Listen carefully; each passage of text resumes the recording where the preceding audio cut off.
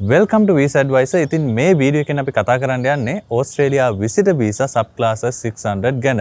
Visa වළංගු කාලය, මේ visa එකෙන් ඔයාලට ගිහිල්ලා නැවතිලා ඉන්න පුළුවන් දවස් ගාන, වීසා ෆී එක කීයක්ද, වීසා එක process වෙන්න දවස් කීයක් යනවද? මේ හැම දෙයක් ගැනම ඔයාලට මේ වීඩියෝ එකෙන් දැනගන්න පුළුවන්. එහෙමනම් අපි යමු වීඩියෝ එකට.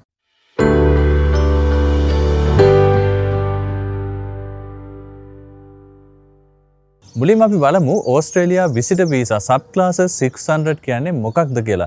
අපි දන්නවා තායිලන්ඩ් වීසා එකක් ගත්තොත් එහෙම ටුවරිස්ට් වීසා එක වෙනම අපිට ඇප්ලයි කරන්න පුළුවන්, බිස්නස් වීසා එක වෙනම අපිට ඇප්ලයි කරන්න පුළුවන්. නමුත් මේ ඕස්ට්‍රේලියාවේ ගත්තොත් එහෙම ඕස්ට්‍රේලියාවට අපි ටුවරිස්ට් පර්පස් එකකට ගියත්, බිස්නස් පර්පස් එකකට ගියත් මේ හැම දෙයකදීම අපිට ඇප්ලයි කරන්න තියෙන්නේ මේ Australia visitor visa sub classes 600 කියන එක යටතේ. ඉතින් අපි බලමු Australia visitor visa sub classes 600 යටතේ වීසා එක ඇප්ලයි කරන්න පුළුවන් ඕස්ට්‍රේලියාවට මොන වගේ පර්පස් එකකින් travel කරන කට්ටියටද කියලා. ඔයා ටුවරිසම් පර්පස් ඕස්ට්‍රේලියාවට travel කරන්න බලාපොරොත්තු වෙමින් ඉන්න කෙනෙක් නම්, ඒ කියන්නේ ඕස්ට්‍රේලියාවට ගිහිල්ලා ඕස්ට්‍රේලියාවේ තියෙන දේවල් බලලා ආපහු ලංකාවට එන්න බලාපොරොත්තු වෙමින් ඉන්න කෙනෙක් නම් ඔයාට සුදුසු වෙන්නේ මෙන්න මේ වීසා එක. ඒ වගේම බිස්නස් කරන කෙනෙක්, එයාගේ බිස්නස් මීටින් එකකට, කන්ෆරන්ස් එකකට, එහෙමත් නැත්නම් එක්සිබිෂන් එකකට යන්න බලාපොරොත්තු වෙමින් ඉන්නවා නම් අන්න ඒ කට්ටිය ඇප්ලයි කරන්නත් ඕන මේ Australia visitor visa sub classes 600 කියන එක. ඒ වගේම ඕස්ට්‍රේලියාවේ ඔයාගේ ෆැමිලි මෙම්බර් කෙනෙක් ඉන්නවා නම්, උදාහරණයක් විදිහට අපි හිතමු ඔයාගේ දුව හරි පුතා හරි ඕස්ට්‍රේලියාවේ ඉගෙන ගන්නවා. ඔයා ඒ අයව බලන්න යන්න බලාපොරොත්තු වෙමින් ඉන්නවා. ඉතින් අන්න එහෙම කෙනෙක් නම් ඔයත් ඇප්ලයි කරන්න ඕන වීසා එක තමයි Australia visitor visa sub classes 600. ඒ වගේම ඔයාගේ යාළුවෙක් ඕස්ට්‍රේලියාව වල ඉන්නවා නම් අන්න ඒ වගේ කෙනෙක් බලන්න යනකොට ඒත් ඔයා ඇප්ලයි කරන්න ඕන මෙන්න මේ වීසා එක තමයි. ඉතින් මෙන්න මේ වගේ පර්පසස් වලින් travel කරනවා නම් ඔයා ඇප්ලයි කරන්න ඕනේ Australia visitor visa sub classes 600 කියන කැටගරි එකෙන්. ඊළඟට අපි බලමු ඕස්ට්‍රේලියා visitor visa එක validity period එක සහ stay period එක කොච්චර කාලයක්ද කියන එක. ඉතින් මේ වීසා එක ඔයාලට ඇප්ලයි කරන්න පුළුවන් 3 month, 6 month සහ 12 months විදියට.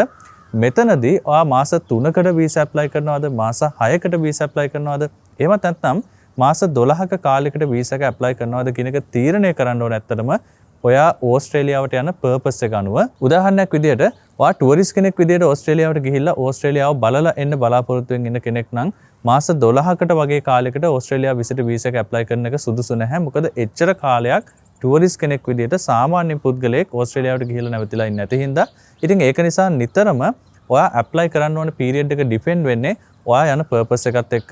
ඉතින් ඒක නිසා අපි රෙකමන්ඩ් කරන්නේ නම් ඔයා ෆස්ට් ටයිම් ඕස්ට්‍රේලියාවට යන කෙනෙක් නම් වඩාත්ම සුදුසු වෙන්නේ මාස 3ක කාලයක් සඳහා වීසා ඇප්ලයි කරන එක. ඒ වගේම ඔයා මාස 3කට වීසා එක ඇප්ලයි කරත්, 6කට ඇප්ලයි කරත්, 12කට ඇප්ලයි කරත් ඔයාගේ වීසා එක කොච්චර කාලයකට ලබා දෙනවද කියන එක තීරණය කරන්නේ අත්‍තරම ඕස්ට්‍රේලියන් එම්බසි එකෙන්. ඒක නිසා අපි මාස 12කට වීසා එක ඉල්ලුවා කියලා අනිවාර්යයෙන්ම අපිට මාස 12කට වීසා එක හම්බ වෙනවා කියලා නැහැ. ඒ වගේම මාස 3කට හෝ 6කට යන පීරියඩ් වලට අපි වීසා එක රික්වෙස්ට් කරත් සමහර වෙලාවට ඊට වඩා අඩු කාලයකට වීසා එක හම්බෙන්නත් පුළුවන්. ඊළඟට මේ වීසා එකේ වීසා ෆී එක ගත්තොත් එහෙම මෙතනදී මම වීසා ෆී එක කියලා අදහස් කරන්නේ ඔයාලට මේ ඕස්ට්‍රේලියා විසිටර් වීසා එක ඇප්ලයි කරන්න ඇත්තටම එම්බසි එකට ගෙවන්න වෙන කොස්ට් එක. මේ මුදල ඕස්ට්‍රේලියන් ඩොලර්ස් 190ක් වගේ වෙනවා. ඉතින් මේ මුදල ඔයාලට පේ කරන්න තියෙන්නේ ඔන්ලයින් වීසා ඇප්ලිකේෂන් එක සබ්මිට් කරන අවස්ථාවේදී. එදා දවසට තියෙන එක්ස්චේන්ජ් රේට් එක අනුව ඔයාලට පුළුවන් ඒ මුදල ඔන්ලයින් ලංකාවේ තියෙන කාඩ් එකකින් LKR වලින් එහෙම නැත්නම් ශ්‍රී ලංකන් රුපීස් වලින් ඔයාලට පේ කරන්න පුළුවන්. ඒ වගේම මේ වීසා එකේ ප්‍රොසෙසින් ටයිම් එක ගත්තොත් එහෙම සාමාන්‍යයෙන් දැනට නම් මාසයක වගේ කාලයක්. ඒ කියන්නේ දින 30ක වගේ කාලයක් මේ වීසා එක ප්‍රොසෙස් වෙන්න යනවා. හැබැයි සමහර වෙලාවට ඊට වඩා අඩු කාලෙකදී ඔයාලට වීසා එකේ රිසල්ට් එක හම්බෙන්නත් පුළුවන්. ඒ වගේම සමහර වෙලාවට ඊට වඩා වැඩිම ටයිම් එක යන්නත් පුළුවන්. මේ වීසා ප්‍රොසෙසින් ටයිම් එක, ඒ වගේම වීසා ෆී එක වගේ යන දේවල් ඇත්තටම ෆික්ස් නැහැ. ඒ කියන්නේ කවදාවත් වෙනස් වෙන්නේ නැතුව තියෙන්නේ නැහැ. මේක හැම වෙලාවකම වෙනස් වෙන්න පුළුවන්. මොකද වීසා ෆී එක උනත් එම්බසි එකෙන් ගන්න වැඩි කරොත් එහෙම අනිවාර්යයෙන්ම මේ රේට් එක චේන්ජ් වෙනවා. ඒ වගේම ප්‍රොසෙසින් ටයිම් එක උනත් ඔයා සබ්මිට් කරන ඩොකියුමන්ට් සහ ඔයා වීසා එක රික්වෙස්ට් කරන පීරියඩ් එක අනුව ප්‍රොසෙසින් ටයිම් එකේ අඩු වැඩි වීමක් වෙන්න පුළුවන්. ඉතින් මෙන්න මේ ඩීටේල්ස් ටික තමයි බේසික්ම ඩීටේල්ස් ටික. ඊළඟට අපි බලමු ඔයා ඕස්ට්‍රේලියා විසිටර් වීසා එකක් ඇප්ලයි කරනවා නම් ඒකට අවශ්‍ය කරන ඩොකියුමන්ට්ස් මොනවද කියලා. එහෙනම් අපි යමු චෙක් ලිස්ට් එකට. ඉතින් මේ චෙක් ලිස්ට් එක අපි ඔයාලට කැටගරිස් කීපයක් ඇතුළත තමයි එක්ස්ප්ලেইন කරන්නේ. ඒකට හේතුව තමයි මේ වීඩියෝ එක බලන ඔයාලට මේක තේරුම් ගන්න පහසු වෙන්න. එහෙම නැතුව එම්බසි එකෙන් අපි මේ වීඩියෝ එකේ ඔයාලට ඉදිරිපත් කරන ආකාරයට කැටගරයිස් කරලා චෙක් ලිස්ට් එකක් දීලා නැහැ. මේක සම්පූර්ණයෙන්ම වීඩියෝ එක බලන ඔයාලට ඩොකියුමන්ට්ස් ටික තනියම arrange කරගන්න ලේසි වෙන්න තමයි මේ විදිහට categorize කරලා තියෙන්නේ. ඉතින් මේකේ තියෙන පළවෙනි category එක තමයි personal documents කියන එක. අපි බලමු personal document යටතේ ඔයා සූදානම් කරගන්න ඕන documents මොනවද කියන එක ගැන.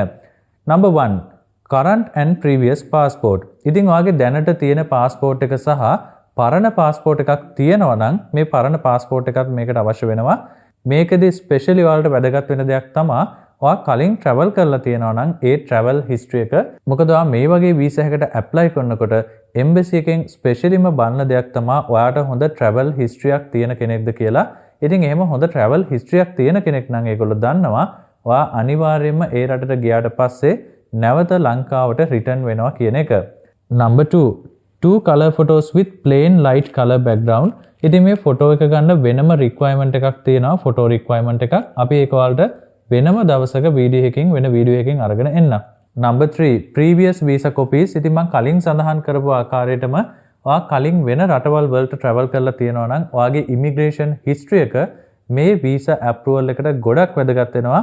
එහෙම කලින් travel කරපු visas තියෙනවා නම් අනිවාර්යයෙන්ම ඔයා document කරනකොට ඒ කලින් කරපු visa ටිකත් documents වලට ඇතුළත් කරන්න. Number 4 travel health insurance. ඉතින් මේ travel health insurance එක මේ visa එකට අනිවාර්යයෙන්ම දෙන්න කියලා නැහැ. නමුත් අපි මේ travel health insurance එකක් දාන එක හොඳයි කියලා ඔයාලට recommend කරන්නේ. ගොඩක් දුරට මේ වගේ රටකට travel කරද්දී අපිට health issue එකක් ආවොත් එහෙම ඒ සඳහා විශාල මුදලක් වැය වෙනවා. ඉතින් visa office වගේ documents review කරනකොට ඔයා travel insurance එකක් දාලා තිබුණොත් ඔයාට cover letters වල සඳහන් කරන්න පුළුවන් යම්කිසි විදිහකින් මම travel කරන අතරතුර health issue එකක් ආවොත් ඒ සඳහා මට travel insurance එකක් තියෙනවා. ඉතින් මේ travel insurance එකෙන් මගේ සම්පූර්ණ health issues වල expenses cover කරනවා කියලා ඒකත් හොඳ plus point එකක් වෙයි කියලා අපි විශ්වාස කරනවා. ඒක නිසා අපි recommend කරනවා ඔයා visa apply කරනකොට පුළුවන් නම් travel health insurance එකකුත් include කරන්න කියලා. හැබැයි මේක අනිවාර්ය දෙයක් නෙමෙයි. Number 5 temporary flight ticket reservation. ඉතින් මෙතනදී ඔයාලා මතක තියාගන්න ඕන ticket reservation එක දානකොට කිසිම වෙලාවක මුදල් ගෙවීමක් කරලා ticket එක issue කරපු ticket එක visa එකට දාන්න එපා. මොකද embassy එකෙන් පැහැදිලිව සඳහන් කරලා තියෙනවා visa එක එන්න කලින් ticket issue කරන්න එපා. එහෙම issue කරපු අවස්ථාවකදී visa එක reject වුණොත් එහෙම air ticket එක සඳහා වෙන loss එක සම්බන්ධයෙන් embassy එක කිසිදු වගකීමක් බාරගන්නේ නැහැ කියලා. ඉතින් අපිත් recommend කරනවා කිසිම වෙලාවක visa එකක් ලැබෙන්න කලින් මොන රටට වුණත් visa එකක් ලැබෙන්න කලින් ticket එකක් issue කරගන්න එපා. visa එක ආවට පස්සේ ඔයාගේ ticket එක issue කරගන්න. ඉතින් ඔයා visa එක apply කරනකොට නම් తాවකාලික ticket itinerary එකක් ඔයාලට දාන්න පුළුවන්. తాවකාලික ticket itinerary එකක් ඔයාලට ticket කරන agent කෙනෙක්ගෙන් එහෙම නැත්නම් අපෙන් අවශ්‍ය නම් ලබා ගන්නත් පුළුවන්. ඉතින් ඒ විදිහට ticket itinerary එකක් ඔයා දාන්න ඕනේ. Number 6 hotel reservation or proof of accommodation. ඉතින් ඔයා ඒ රටට ගියාට පස්සේ නැවතිලා ඉන්නේ කොහෙද කියන එක සම්බන්ධයෙන් accommodation proof එකක් දෙන්න අවශ්‍ය වෙනවා. මේකට ඔයාට hotel booking confirmation එකක් දෙන්නත් පුළුවන්.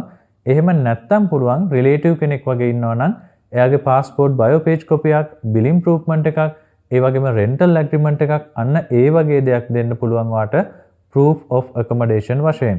Number 7 cover letter and daily planned activities for the stay. ඉතින් cover letter එක කියන්නේ මොකක්ද කියලා කියනවා නම් cover letter එකේ සඳහන් කරන්න ඕන ඔයාගේ නම, passport number එක, ඇයි යන්නේ, කොච්චර දවසක් ඉන්නවද, කොහොමද ඒකට මුදල් වියදම් කරන්නේ, ආපහු ලංකාවට අනිවාර්යෙන් එනවා. මෙන්න මේ වගේ දේවල් පැහැදිලිව සඳහන් කරලා තියෙන්න ඕනේ. ඒ වගේම ඔයා ඒ රටට ගියාට පස්සේ දවස ගානේ මොනවද කරන්න කියන එක day to day plan activities වෙනම සඳහන් කරලා මොනවද කරන්න කියන එක ගැන පැහැදිලිව සඳහන් කරලා daily plan activity එකක් ඔයා ඉදිරිපත් කරන්න ඕනේ. Number 8 social media link. මේකට අදාළ වෙනවා Facebook, LinkedIn, Twitter and YouTube. ඉතින් ඔයාගේ social media links මොනවා හරි තියෙනවා නම් profession එක සම්බන්ධ දෙයක් වෙන්න පුළුවන්. එහෙම නැත්නම් වෙන achievement කරපු දෙයක් ගැන වෙන්න පුළුවන්. YouTube channel එකක් වෙන්න පුළුවන්. ඉතින් මේවල links තියෙනවා නම් ඒ links දාන එකත් ගොඩක් වැදගත් වෙයි. මොකද visa office එකට ඔයා cover letter එකේ දාලා තියෙන යම්කිසි දෙයක් ගැන verify කරගන්න ඕන වුණොත් ඔයාට පුළුවන් cover letter එකම සඳහන් කරන්න මෙන්න මේ මගේ social media links වලින් ගිහිල්ලා check කරලා බලන්න පුළුවන්. මම මේ සඳහන් කරලා තියෙන දේ ගැන proofment මගේ social medias වල තියෙනවා කියලා. ඒක නිසා ඔයා පුළුවන් නම් professional දේවල් සම්බන්ධයෙන් ඔයාගේ social media links උනත් ඇතුළත් කරන්න. ඒකත් වැදගත් වෙයි කියලා අපි විශ්වාස කරනවා. Number 9 retired කෙනෙක්ට අවශ්‍ය කරන document එකක් තමයි අපි මෙතන සඳහන් කරන්නේ. Pension statement for the last 6 months, pension ID, proof of regular income granted by ownership or property or business. ඉතින් retired කෙනෙක් නම් එයාට පුළුවන් එයාගේ පහුගිය මාස 6 pension statement එක ඉදිරිපත් කරන්න. ඒ වගේම retired ID එක ඊට අමතරව වෙන මොනවා හරි business එකකින් හෝ වෙන විදිහකින් එයාට income හම්බ වෙනවා නම් income එකක් generate වෙනවා නම් උදාහරණයක් විදිහට අපි හිතමු එයා හදපු building එකක් rent කරලා තියෙනවා. එතකොට rent එකේ income එකක් එනවනේ වෙනම. අන්න ඒ වගේ other income තියෙනවා නම් ඒ වල proof උත් දෙන්න ඕනේ. number 10 student කෙනෙක්ට අවශ්‍ය කරන document තමයි මෙතෙන්ද කියන්නේ. ඔයා student කෙනෙක් නම් letter of school or university confirming the permitted leave, student ID, university selection letter, university enrollment letter.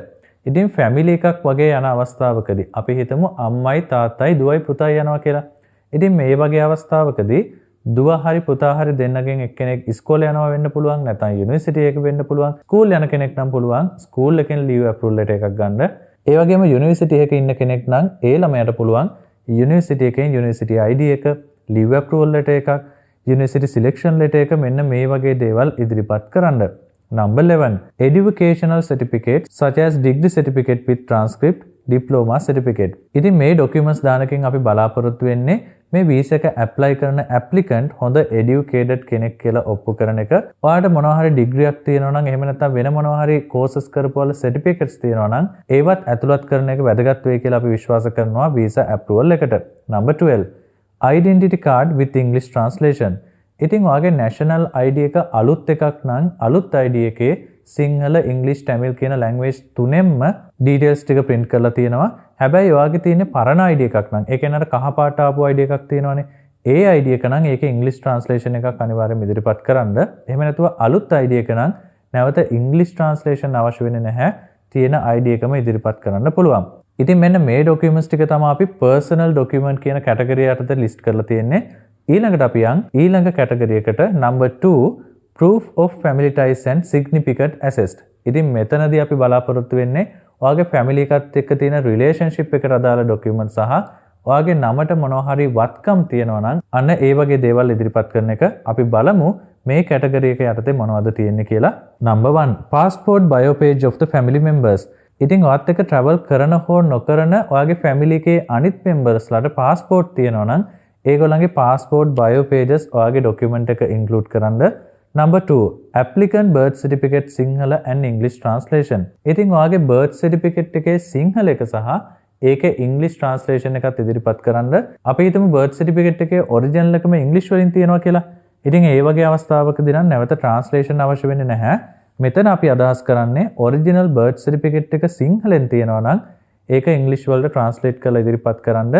translate කරන්න ඕනේ කාගෙන්ද කියන ප්‍රශ්නය එනවා නම් translate කරගන්න ඕනේ සෝන් translator කෙනෙක්ගෙන්. ඉතින් සෝන් translators-ලා හැම city එකකම වගේ ඉන්නවා. ආට පුළුවන් ඒ සෝන් translator කෙනෙක්ගෙන් ඔයාගේ birth certificate එක translate කරගන්න. number 3 children birth certificate and English translation. ඉතින් මෙතනදී අදහස් කරන්නේ අපි හිතමු family එක අම්මයි තාත්තයි ළමයයි ඉන්නවා. හැබැයි තාත්තා විතරයි travel කරන්නේ. ඉතින් මේ වගේ අවස්ථාවකදී තාත්තට පුළුවන් තමන්ගේ ළමයින්ගේ birth certificate සහ ඒවල English translation ඉදිරිපත් කරන්න. මේකෙදි බලාපොරොත්තු වෙන්නේ තමන් ආපහු ලංකාවට එන්න තරම් reasons ලංකාවේ තියෙනවා කියන එක prove කරන්න. number 4 marriage certificate and English translation. ඉතින් මෙතනදිත් කලින් සඳහන් කරා වගේම මේ marriage certificate ඉදිරිපත් කරන එකනොත් බලාපොරොත්තු වෙන්නේ නැවත ලංකාවට එන්න තරම් return to home country කියන එකට අදාළ proofment දෙන එක. තමන්ගේ marriage certificate එක සිංහලෙන් තියෙනවා නම් ඒකේ English translation එකකුත් එක්ක ඉදිරිපත් කරන එක තමයි හොඳම දේ. ඒක නිසා අනිවාර්යයෙන්ම English translation එකක් ගන්න. marriage certificate එක සිංහලෙන් නම් තියෙන්නේ. English translation එක කලින් සඳහන් කරා වගේම සෝන් translator කෙනෙක්ගෙන් ඔයාට කරගන්න පුළුවන්. number 5 death certificate of spouse father or mother. අපි හිතමු couple එකක් ඉන්නවා husband and wife. හැබැයි wife නැති වෙලා. ඉතින් ඒ වගේ අවස්ථාවකදී husband නම් travel කරන්න යාට පුළුවන් wife ගේ death certificate එක ඉදිරිපත් කරන්න. ඒ වගේම family එකක් යන අවස්ථාවකදී අපි හිතමු ළමයි යනවා.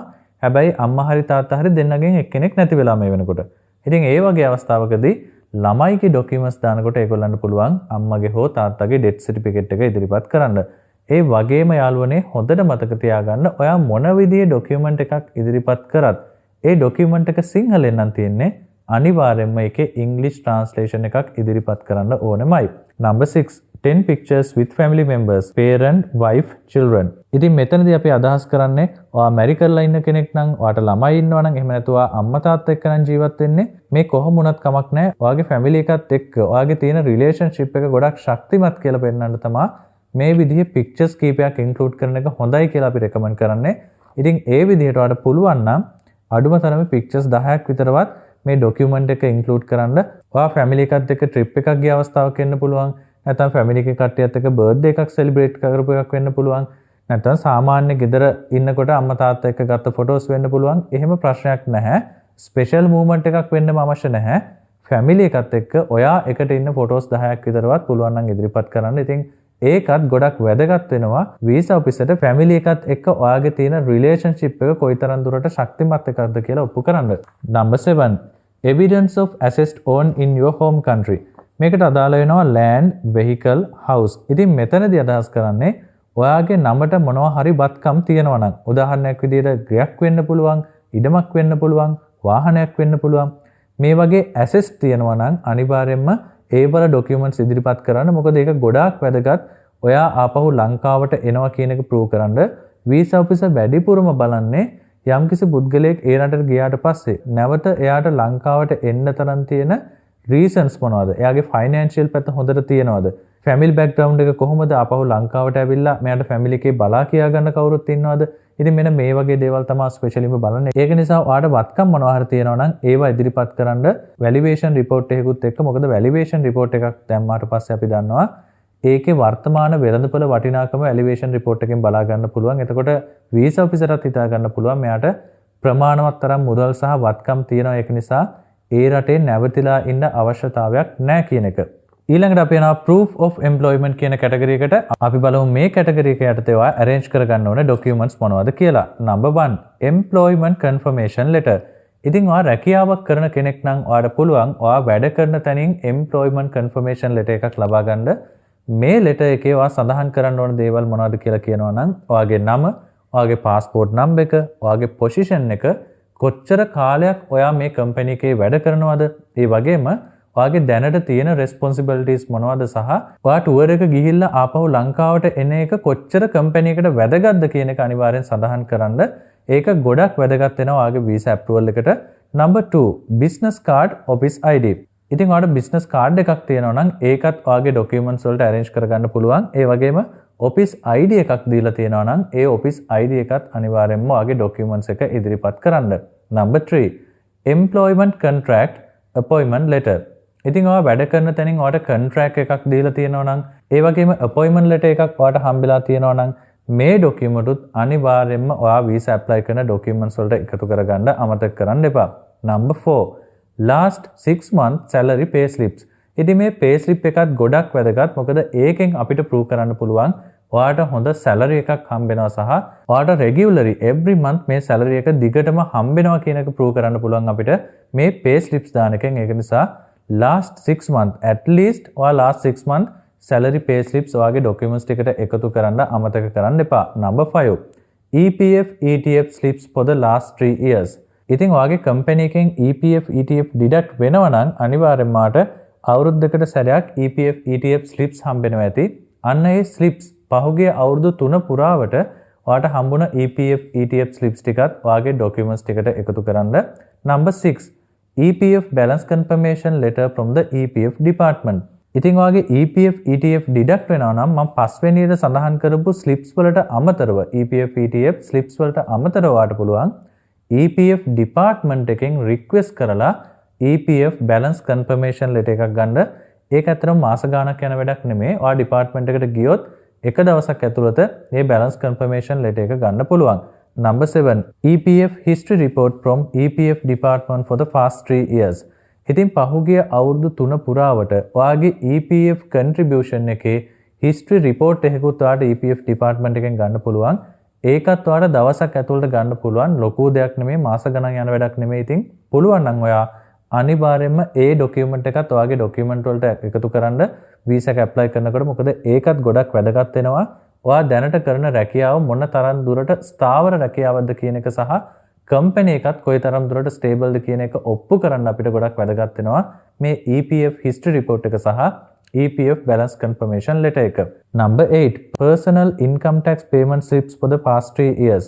ඉතින් ආ personal income tax ගෙවන කෙනෙක් නම් ඒ වල slips පහුගිය අවුරුදු 3ක් පුරාවට ඔයා tax ගෙවපු වල slips ඉදිරිපත් කරනවා නම් ඒකත් ගොඩක් හොඳයි. මොකද ඔයා tax ගෙවන්න තරම් ආදායමක් තියෙන පුරවැසියෙක් කියලා අපිට පුළුවන් visa officer prove කරන්න. ඒක නිසා tax payment slips තියෙනවා නම් ඒවත් අනිවාර්යයෙන්ම ඉදිරිපත් කරන්න අමතක කරන්න එපා. Number 9 last 6 month updated personal bank statement with the balance 500,000 to 1 million. ඉතින් මේ bank statement එක අපේ අය ගොඩක් පටල ගන්න තැනක්. මොකද සමහර ලාවට හිතනවා bank statement එකේ final balance එක මිලියන 5ක් විතර තිබ්බොත් එහෙම නැත්නම් කෝටියක් විතර දාලා ඒ විදිහට bank statement එක දුන්නොත් මට visa එක හම්බෙයි කියලා. හොඳට මතක තියාගන්න යාළුවනේ අපි bank එකේ final balance එක කෝටියක් පෙන්නුවත් වැඩක් නැහැ. ආපස්සට මාස 6ක් ඔයාගේ bank statement එක study කරනකොට ඒකේ තියෙන transaction ගොඩක් low නම් example එකක් විදිහට අපි හිතමු ඔයාගේ හැම මාසෙකම balance එක රුපියල් 30000ක් වගේ තමයි දිගටම පහුගිය මාස 6 ඉතුරු වීගෙන ඇවිල්ලා තියෙන්නේ. ඉතින් එහෙම ඉතුරු වීගෙන ආපු කෙනා visa එක apply කරන්න දවස් 10කට විතර කලින් එකපාරටම මිලියනයක් හරි මිලියන 5ක් හරි කෝටියක් හරි දානවා කියලා හිතන්නකෝ. එතකොට ඒක sudden deposit එකක් විදිහට තමයි bank statement එකේ record වෙලා තියෙන්නේ. දැන් මේක බලන visa officer නෙමෙයි අපි වුණත් බැලුවම තේරෙනවා මේක visa එක ගන්නම එකපාර දාපු මුදලක් මිසක් දැනට ඔයා කරන රැකියාවත් එක්ක මෙච්චර මුදලක් ප්‍රායෝගිකව ඉතුරු කරන්න බෑ කියලා. ඒක නිසා ඔයා visa වලට bank statement එකක් දෙනකොට හොඳට මතක තියාගන්න ඒ bank statement එකේ final balance එක ඔයාගේ ආපස්සට මාස 6ක transaction බලනකොට ප්‍රායෝගිකව තියෙන්න පුළුවන් balance එකක් වෙන්න ඕනේ. දැන් රුපියල් 30000 ගානේ balance එකක් ගෙනියන කෙනෙක්ට එකපාර මිලියනයක් එන්න විදියක් නැහැනේ කොහොමත්. අන්න ඒ වගේ. අපි හිතමු ෆයිනල් බැලන්ස් එක හැම මාසෙකම ලක්ෂ 2.5 3 වගේ ඉතුරු වෙච්ච කෙනෙක් ඉන්නවා කියලා. එතකොට එයාගේ මාස 6කින් විතර පස්සේ බැලන්ස් එක මිලියනයක් හෝ මිලියන 2ක් වෙන එක ප්‍රශ්නයක් නැහැ. මොකද ඒක වෙන්න පුළුවන් දෙයක්. හැබැයි 30 40000ක් ඉතුරු වෙලා අවසාන මාසේ එහෙම නැත්නම් අපේ ස්ටේට්මන්ට් එක ගන්න මාස වෙනකොට එකපාරට මිලියන 2ක් 3ක් දැම්මා කියන්නේ ඒක බොරුවක් කියන එක දන්නවා. ඒක ස්වභාවිකව ඔයා ඉතුරු කරලා ගත්ත amount එකක් නෙමෙයි කියන එක visa officer තේරෙනවා. ඒක නිසා ගොඩක් ලොකුවට සල්ලි පෙන්නවා කියලා visa එක හම්බෙන්නේ නැහැ කියන එකත් මතක තියාගන්න. ඔයා පෙන්නන මුදල කීයක් වුණත් ඒක ප්‍රායෝගිකව ඔයාගේ bank statement, ඔයාගේ salary pay slips, එතකොට ඔයාට වෙන other regular incomes තියෙනවා නම් උදාහරණයක් විදිහට ඔයාගේ vehicle එකක් rent කරලා එන income එකක්, ඔයා building එකක් rent කරලා එන income එකක්, මෙන්න මේ වගේ ඔයාගේ දැනට generate වෙන income වල එකතුවක් විදිහට ඒ වගේ amount එකක් එන්න පුළුවන් කියලා, ඒක possible කියලා visa officer තේරෙන්න ඕනේ. එහෙම නැතුව ලොකු ගණන් දැම්මා කියලා කිසිම තේරුමක් වෙන්නේ නැහැ. ඉතින් embassy එක කිසිම අවස්ථාවක exact amount එකක් දීලා නැහැ. මෙන්න මේ මුදල තමයි හරියටම final balance එක විදිහට තියෙන්න ඕන කියලා. ඒක ඇත්තටම purpose එකත් එක්ක වෙනස් වෙනවා. උදාහරණයක් විදිහට අපි හිතමු ඔයා යන්න බලාපොරොත්තුෙන් ඉන්න country එකේ දැනට ඔයාගේ දුව හරි පුතා හරි අවුරුදු 3ක විතර course එකක් කරනවා. එතකොට ඔයා visa එක apply කරනවා මාස 6කට හරි අවුරුද්දකට හරි පුතා හරි දුව හරි නිතර බලන්න යන්න ආස හිතන හින්දා තමන්ගේ දරුවනේ. එතකොට බලන්න යන්න ආසයි. ඒක emotional fact එකක්. ඉතින් ඒ වගේ දෙයකදී bank balance එකට වඩා visa officer බලන්නේ එහි ඉගෙන ගන්න student ගේ details හරියට තියෙනවද කියන එක. එතකොට ඒ වගේ අවස්ථාවකදී bank balance එක ලොකුවටම ප්‍රශ්නයක් වෙන්නේ නැහැ. මොකද ඒක emotional fact එකක්. මොකද දෙමාපියෝ අම්මලා තාත්තලා මොන රටක හිටියත් තමන්ගේ දරුවෝ ඒගොල්ලන්ට පුළුවන්කමක් තියෙනවා නම් අනිවාර්යයෙන්ම බලන්න යනවා. ඉතින් ඒ වගේ අවස්ථාවකදී bank balance එක කියන එක ලොකුවටම බලපාන්නේ නැහැ. මේක ඇත්තටම ඔයා යන purpose එක සහ ඔයාගේ තියෙන background එකත් එක්ක මේ bank balance එක නිතරම change වෙනවා. ඒකට exact amount එකක් නැහැ. ඒක depend වෙන්නේ ඔයා යන purpose එක සහ ඔයා නැවතිලා ඉන්න දවස් ගානත් එක්ක විතරයි. Number 10 bank balance confirmation letter. ඉතින් මේ bank balance confirmation letter කියලා කියන්නේ ඔයා ගත්ත bank statement එක තියෙනවානේ. මේ bank statement එකේ තියෙන final balance එක ඇත්තටම තියෙනවා කියලා confirm කරලා ගන්න letter එක. ඒක ඕන bank එකකින් ඔයාලට ගන්න පුළුවන්. visa අවශ්‍යතාවයකට bank balance confirmation letter එකක් ඕන කියලා ඒ bank එකේ ඉන්න officer කෙනෙක්ට හරි manager මහත්තයාට හරි කියන්නේ. එතකොට ඒ bank balance confirmation letter එක ඔයාලට ගන්න පුළුවන්. Number 11 fixed deposit slips. ඉතින් ඔයා ස්ථාවර තැන්පතු දාලා තියෙනවා නම් ඒ ස්ථාවර තැන්පතු වල slips අනිවාර්යෙන් ඉදිරිපත් කරන්න. ඒක ගොඩක් වැදගත්. ඒක නිසා ස්ථාවර තැන්පතු තියෙනවා නම් ඒවත් අනිවාර්යයෙන්ම ඔයාගේ documents ටිකට එකතු කරගන්න. Number 12 10 photo evidence company staff achievement award winning. ඉතින් මෙතනදී අදහස් කරන්නේ ඔයා වැඩ කරන company එකේ staff එකත් එක්ක ගත්ත photos කීපයක්. එහෙම නැත්නම් ඔයාලේ company එක මොකක් හරි award එකක් win කරා නම් අන්න ඒ වගේ අවස්ථාවකදී ගත්ත ෆොටෝස් කීපයක්. අපි හිතමු එක මාසෙක best employee වුණා කියලා. අන්න ඒ වගේ වෙලාවක ගත්ත ෆොටෝ එකක්. ඉතින් මෙන්න මේ වගේ ෆොටෝස් 10ක් විතර ඔයා වැඩ කරන environment එකට අදාළව ඇතුළත් කරන්න ඒකත් ගොඩක් හොඳ එවිඩන්ස් එකක් ප්ලස් පොයින්ට් එකක් ඔයා දැන් කරන රැකියාවේ ස්ථාවරත්වය සහ ඔයා කොයිතරම් දුරට රැකියාවට කැප වෙලා වැඩ කරනවද කියන එක ප්‍රූව් කරන්න පුළුවන් නම් ඔයා ෆොටෝස් 10ක් විතර ඔයාගේ ડોකියුමන්ට් චෙක්ලිස්ට් එකට ඇතුළත් කරගන්න. Number 13 evidence of the ongoing financial commitment such as leasing personal loan. ඉතින් මේකත් ගොඩක් වැදගත් පොයින්ට් එකක්. සමහර අය හිතනවා බැංක් ස්ටේට්මන්ට් එකත් හරි එම්ප්ලොයිමන්ට් ලෙටර් එකත් හරි මේ ඔක්කොම හරියට තිබ්බාම හරි. හැබැයි මගේ පර්සනල් ලෝන් එකක් යනවා එහෙම නැත්නම් ලීසින් එකක් යනවා. මේක මම වීසා එක දාන අවස්ථාවේදී කියන්න ඕනේ නැහැ.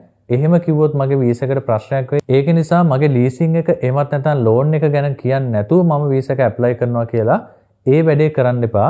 ඔයා හැම වෙලාවකම ඔයා දෙන තොරතුරු විනිවිදභාවයකින් යුක්තව තොරතුරු ලබා දෙන්න. එතකොට තමයි වීසා ඔෆිසරට ඔයා ගැන පැහැදිලි රූපයක් ලැබෙන්නේ.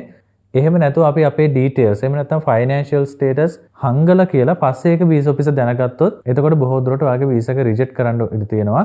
උදාහරණයක් මම කියන්නම්. ඔයාගේ බැංක් ස්ටේට්මන්ට් එකේ හැම මාසෙකම රුපියල් 45000ක මුදලක් ලීසින් හරි ලෝන් හරි විදියට ඩිඩක්ට් වෙලා තියෙනවා කියලා හිතන්නකෝ.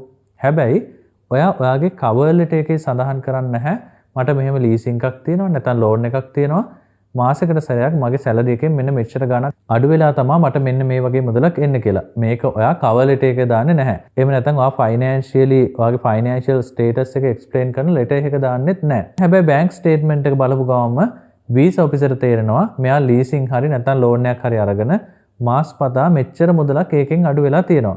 එතකොට මෙච්චර මුදලක් අඩු වෙනවා නම් මෙයාගේ පඩියත් එක්ක මේ වගේ ගණක් බැංක් ස්ටේට්මන්ට් එකේ ඉතුරු වෙන්න විදිහක් නැහැ. ඉතින් ඒක නිසා ඒ වගේ නිගමන වලට වීසා ඔෆිසරට එන්න තියන්නේ නැතුව එහෙම මොනවා හරි තියෙනවා නම් ඔයාගේ ongoing financial commitment තියෙනවා නම් ඒවා ඔයාගේ cover letter එකේ වෙනම පොඩි topic එකක් දාලා explain කරන්න මට මෙන්න මේ වගේ commitment එකක් තියෙනවා. මෙන්න මේ වගේ මුදලක් මගේ monthly අඩු වෙනවා. මෙන්න මේ වගේ මුදලක් තමයි මගේ දැනට saving විදියට එන්නේ කියන එක පැහැදිලිව දාන්න කිසිම තොරතුරක් හංගලා දාන්න එපා. මොකද එහෙම වුණොත් ඒක documents වලදී visa officer ට capture වුණොත් එහෙම ඔයාගේ visa එක reject වෙන්න තියෙන percentage එක ටිකක් වැඩි. ඊළඟට හතරවෙනි category එකේ තියෙන්නේ proof of business company. ඒ කියන්නේ ඔයා company එක ඕන කෙනෙක් නම් company එක director කෙනෙක් නම් අන්න ඒ වගේ කෙනෙක්ට දෙන්න ඕන documents ටික තමයි මේ category එකෙන් අපි විස්තර කරන්නේ. number 1 sponsor letter. ඉතින් මේ sponsor letter එක අදාළ වෙන්නේ ඔයාගේ company එකෙන් ඔයාගේ tour එකට අදාළ සම්පූර්ණ වියදම් දරනවා නම් විතරයි. ඒ විදිහට වියදම් දරනවා නම් ඔයාට පුළුවන් company එකෙන් sponsor letter එකක් ගන්න. ඒ ස්පොන්සර් ලෙටර් එකේ ඔයාගේ නම, පාස්පෝර්ට් නම්බර් එක, ඇයි කම්පැනි එකෙන් ඔයාට ස්පොන්සර් කරන්නේ, කොච්චර මුදලක් ඔයාගේ ටුවර් එක වෙනුවෙන් කම්පැනි එක වෙන් කරනවද, මෙන්න මේ වගේ ඩීටේල්ස් ටිකක් සඳහන් කරලා ස්පොන්සර් ලෙටර් එකක් ඉදිරිපත් කරන්න පුළුවන් ඔයාගේ කම්පැනි එක ඔයාගේ ටුවර් එකට සම්පූර්ණ වියදම් දරන අවස්ථාවකදී. Number 2 guarantee letter from the company confirming return to Sri Lanka. ඉතින් ඒ වගේම ඔයාගේ කම්පැනි එකෙන් ඔයා නැවත ලංකාවට එනවා කියලා ගැරන්ට් කරලා ගැරන්ට් ලෙටර් එකක් ගන්න පුළුවන් නම් ඒක ගොඩක් වැදගත් ඔයාගේ මේ වීසා අප්‍රූවල් එකට. මොකද එතකොට කම්පැනි එකෙන්ම කියනවා මෙයා අපේ කම්පැනි එකට ගොඩක් අවශ්‍යයි, මෙයා නැතුව කම්පැනි එකේ වැඩ ටික කරගන්න අමාරුයි, මෙයා තමයි සම්පූර්ණ කම්පැනි එකේ ඔපරේෂන් එක බලන්නේ, ඒක නිසා මේ පුද්ගලයා අනිවාර්යයෙන්ම මේ ටුවර් එක ඉවරලා නැවත ලංකාවට එනවා කියලා අපි වග කියනවා කියන එක සඳහන් කරලා කම්පැනි එකෙන් ලෙටර් එකක් දානවා නම් ඒකත් හොඳ ප්ලස් පොයින්ට් එකක් ඔයාගේ වීසා අප්‍රූවල් එකට. Number 3 6-month updated company bank statement with the balance 500,000 to 1 million. ඉතින් මෙතනදිත් මං කලින් bank statement කතාවේදී සඳහන් කරපු ආකාරයටම sudden deposit කරන්න එපා. ඒක තේරුමක් නැති වැඩක්. company එකක් වුණත් company එකේ ආපස්සට මාස 6ක් බලද්දී ඔයා finally පෙන්නන amount එක company එකේ ඇත්තටම ප්‍රායෝගිකව බැලුවොත් ඉතුරු කරගන්න පුළුවන් amount එකක් වෙන්න ඕනේ. එහෙම නැතුව එකපාරට සල්ලි දාලා bank statement වල balance පෙන්වන්න යන්න එපා. අනිත් එක තමයි ඔයාගේ balance එක හැම වෙලාවකම depend වෙන්නේ. ඒ කියන්නේ ඔයාට කොච්චර මුදලක් මේකට පෙන්වන්න ඕනද කියන එක depend වෙන්නේ ඔයා යන purpose එක, ඔයාගේ duration එක, නැවතිලා ඉන්නේ කොහෙද, මෙන්න මේ දේවල් එක්ක balance එක නිතරම වෙනස් වෙනවා. මෙතන මේ amount එක දීලා තියෙන ඔයාට rough idea එකක් ගන්න විතරක් මිසක් මේක exact amount එකක් නෙමෙයි කියන එක හොඳට මතක තියාගන්න. Number 4 bank balance confirmation letter. ඉතින් bank balance confirmation letter එකකුත් ගන්න ඔයා company bank statement එකක් දෙනවා නම් bank balance confirmation letter එක ඔයාලට bank එකෙන් request කරලා ගන්න පුළුවන්. number 5 business registration and director form. ඉතින් sole proprietor කෙනෙක් නම් එයාට පුළුවන් එයාගේ individual business registration එක දෙන්න. එහෙම නැතුව private limited company එක director කෙනෙක් වගේ නම් එයාට එයාගේ company registration එක සහ director form එක දෙන්න අවශ්‍ය වෙනවා. මොකද director form එකේ තමයි directors ලගේ නම් තියෙන්නේ. number 6 company profile and letter explaining the nature of business. ඉතින් ඔයාගේ company එකට profile එකක් හදලා තියෙනවා නම් අනේ company profile එකත් මේ document checklist එකට එකතු කරගන්න. ඒ වගේම ඔයාගේ company එක කරන්නේ මොන වගේ දේවල්ද කියන එක. nature of business. මේ company එකෙන් කරන්නේ මොනවද? බාණ්ඩ විකුණනවා නම් මොන වගේ බාණ්ඩද විකුණන්නේ? customer base එක මොන වගේද? කොච්චර කාලයක් ඉඳන්ද කරන්නේ? මෙන්න මේ වගේ detail include කරලා nature of business කියන එක explain කරලා letter එකක් දාන්න. ඉතින් ඒකත් ගොඩක් වැදගත් වෙයි ඔයාගේ visa approval එකට. number 7 company income tax payment slips annual report for the past 3 years. ඉතින් ඔයාගේ company එක දැනට tax ගෙවනවා නම් ඒ tax ගෙවුවට අදාළ payment slips ඔයාගේ document checklist එකට එකතු කරගන්න. ඒ වගේම company එකේ annual report තියෙනවා නම් ඔයා visa එක apply කරන අවුරුද්දේ ඉඳන් ආපස්සට අවුරුදු 3ක වගේ annual report ඔයාට දාන්න පුළුවන් නම් ඔයාගේ documents ටිකට ඒකත් ගොඩක් වැදගත් වෙයි ඔයාගේ visa approval එකට. number 8 balance sheet statement audit report for the past 3 years. ඉතින් මේ document එකත් ඔයාගේ company එකේ දැනට account කරන කෙනෙක් වෙනම ඉන්නවා නම් ඒ accounts department එකෙන් ඔයාට ගන්න පුළුවන්. මේ audit report දෙන එකත් ගොඩාක් වැදගත්. මොකද audit එක බැලුවට පස්සේ company එක මොන වගේ තත්ත්වයකද තියෙන්නේ, company එකේ financial status එක මොන වගේ තැනකද තියෙන්නේ කියන එක visa officer ට අවබෝධයක් වෙනවා.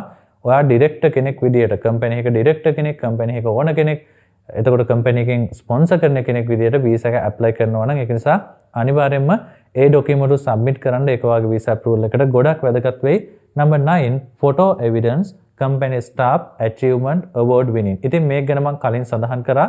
රැකියාවක නිරත වෙන කෙනෙක් වගේම company එක director කෙනෙක් නම් එයාට පුළුවන් staff එකත් එක්ක ඉන්න photos කීපයක් award එකක් වගේ win කරලා තියෙනවා නම් ඒ award winning status එකේ pictures කීපයක්, ඒ වගේම මොනවා හරි achieve කරලා තියෙනවා නම් company එකෙන් ඒ achieve කරපු movements වල pictures කීපයක් මේවා ඇතුළත් කරන්න ඔයාගේ document checklist එකට. ඉතින් මේවත් ගොඩක් වැදගත් plus point වෙනවා ඔයාගේ visa approval එකට.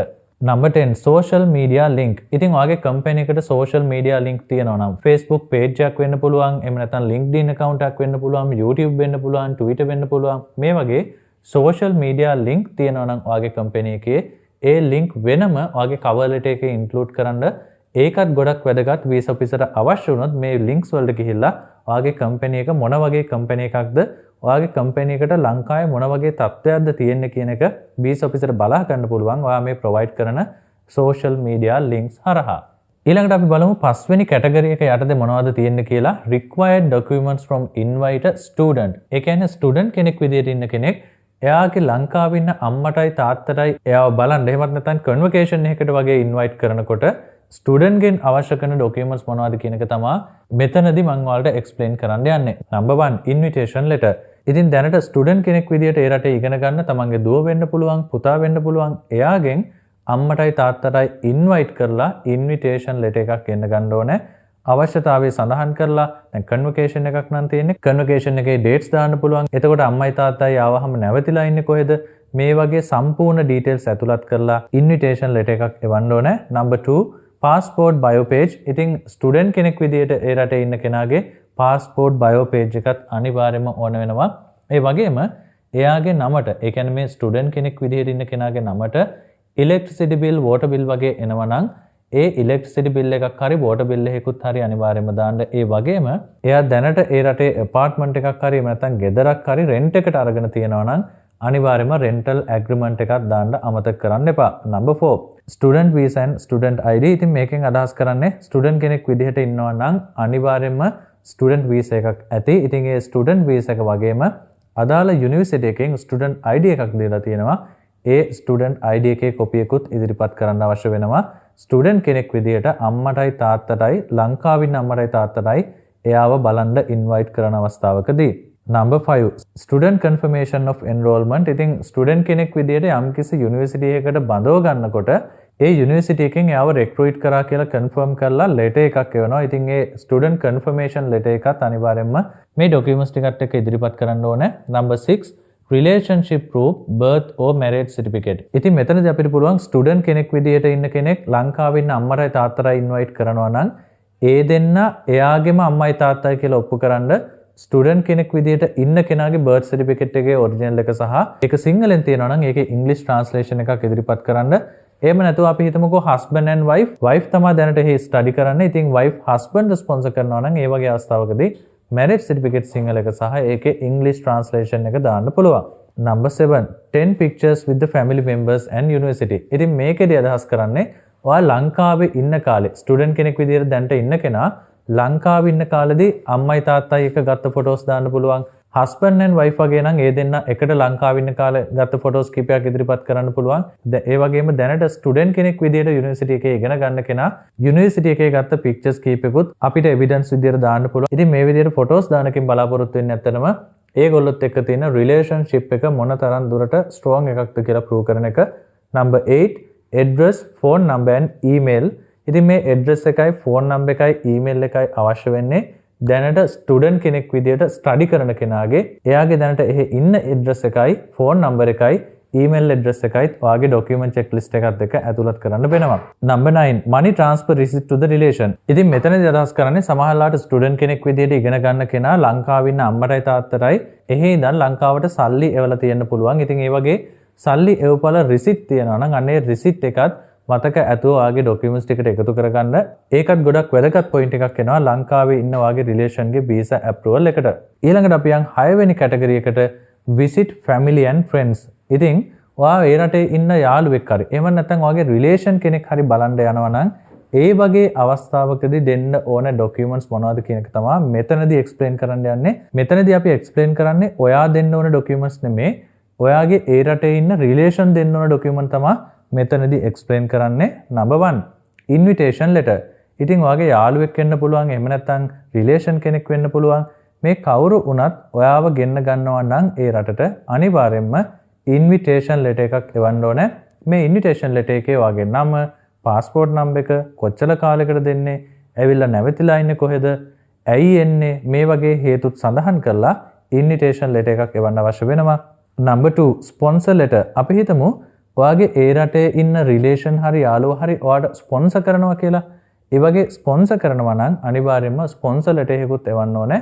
මේ ස්පොන්සර් ලෙටර් එකේ සඳහන් කරන්න ඕනේ කොච්චර මුදල් ප්‍රමාණයකින්ද ස්පොන්සර් කරන්නේ, ඇයි ස්පොන්සර් කරන්නේ, කොහෙද නැවතිලා ඉන්නේ, මොනවටද ස්පොන්සර් කරන්නේ, ඒ කියන්නේ මීල්ස් වලටද, එයාර් ටිකට් වලටද, වීසා වලටද නැත්නම් සම්පූර්ණ වියදමද, මෙන්න මේ වගේ ස්පොන්සර් කරන්නේ මොන විදිහටද කියන එක පැහැදිලිව සඳහන් කරලා ස්පොන්සර් ලෙටර් එකකුත් අවශ්‍ය වෙනවා. ඉතින් මේක අදාළ වෙන්නේ ස්පොන්සර් කරන අවස්ථාවකදී විතරයි. Number 3, 6 month bank statement if only sponsor. ඉතින් මේ 6 month updated bank statement එක කියන්නේ ඔයාගේ ඒ රටේ ඉන්න රිලේෂන්ගේ bank statement එක තමයි මෙතන සඳහන් කරලා තියෙන්නේ.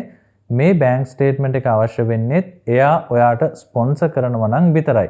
Number 4, copy of inviters, sponsors passport, citizenship certificate. ඉතින් මෙතනදී අදහස් කරන්නේ ඔයාගේ ඒ රටේ ඉන්න යාළුවා හෝ එහෙම නැත්නම් family member වෙන්න පුළුවන්. එයාගේ passport bio page එක වගේම දැන්ට ඒ රටේ citizenship හම්බෙලා තියෙන කෙනෙක් නම් ඒ citizenship එක හම්බුන එකට අදාළව document proof දෙන්න ඕනේ. ඉතින් ඒ documents අනිවාර්යයෙන්ම ඔයාගේ document checklist එකට එකතු කරගන්න. ඊළඟට බලමු number 5, employment confirmation letter and 3 months pay slips. ඉතින් මේ employment confirmation letter එක දෙන්න ඕනේ ඔයාගේ ඒ රටේ ඉන්න family member එයා එහෙ වැඩ කරන තැනින් තමයි employment confirmation letter එක දෙන්න ඕනේ. මේකත් අදාළ වෙන්නේ ඇත්තටම ස්පොන්සර් කරන අවස්ථාවකදී විතරයි. ඒ විදිහට ස්පොන්සර් කරනවා නම් අනිවාර්යයෙන්ම යාට මුදල් වෙන ක්‍රමවේදයක් තියෙන්න ඕනනේ. ඒක නිසා තමයි අපි employment confirmation letter එකක් දාන්නේ.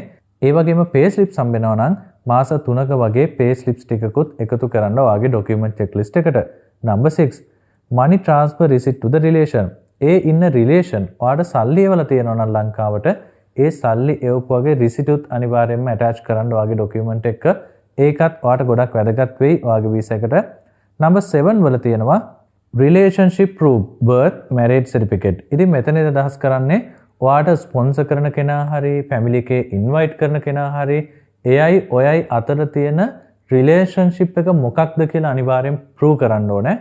එහෙම ප්‍රූව් කරන්න ඔයාට පුළුවන් birth certificate හෝ marriage certificate ඔයාගේ තියෙන relationship එකත් එක්ක තමයි ඒක depend වෙන්නේ. ඒකට අදාළව බර්ත් හෝ මැරේජ් සර්ටිෆිකේට් ලබා දෙන්න. ඒ වගේම මේ ડોකියුමන්ට් දෙද්දි මතක තියාගන්න සිංහලෙන් තියෙනවා නම් අනිවාර්යයෙන්ම ඒකේ ඉංග්‍රීසි ට්‍රාන්ස්ලේෂන් එකක් එක්ක තමයි ඒ ડોකියුමන්ට් දෙන්න අවශ්‍ය වෙන්නේ. number 8 10 pictures with the family members. ඉතින් මෙතනදී අදහස් කරන්නේ ඔයාට ඉන්වයිට් කරන family member වෙන්න පුළුවන්, එහෙම නැත්නම් යාළුවා වෙන්න පුළුවන්. එයත් එක්ක එකට ගත්ත pictures තියෙනවා නම් අන්න ඒ වගේ pictures 10ක් විතර ඉදිරිපත් කරන්න. ඒකත් ගොඩක් වැදගත්. ඒ ඉන්වයිට් කරන කෙනා හෝ ස්පොන්සර් කරන කෙනයි ඔයයි අතර තියෙන රිලේෂන්ෂිප් එක ප්‍රූව් කරන්න. number 9 water, phone or electricity bill. ඉතින් ඔයාගේ ඒ රටේ ඉන්න කෙනාගේ නමට එන phone bill එකක් හරි electricity bill එකක් හරි එහෙම නැත්නම් water bill එකක් හරිත් include කරනවා නම් ගොඩක් හොඳයි. number 10 address, phone number and email. ඉතින් ඔයාගේ ඒ රටේ ඉන්න කෙනාගේ phone number එක, address එක සහ email address එකත් මෙතනදී අවශ්‍ය වෙනවා visa එක apply කරනකොට.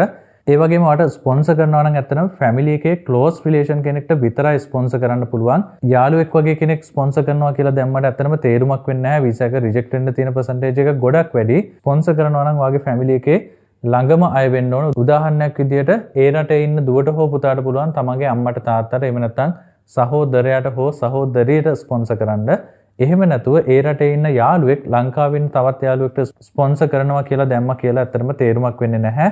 visa එක බොහෝ දුරට රිජෙක්ට් වෙනවා. ඊළඟට අපි බලමු 7 වෙනි කැටගරි එක international fairs and exhibitions. ඉතින් මේ වගේ international fair එකට හරි එහෙම නැත්නම් exhibition එකකට හරි යනවා නම් ඔයා දෙන්න ඕනේ documents මොනවද කියලා බලමු.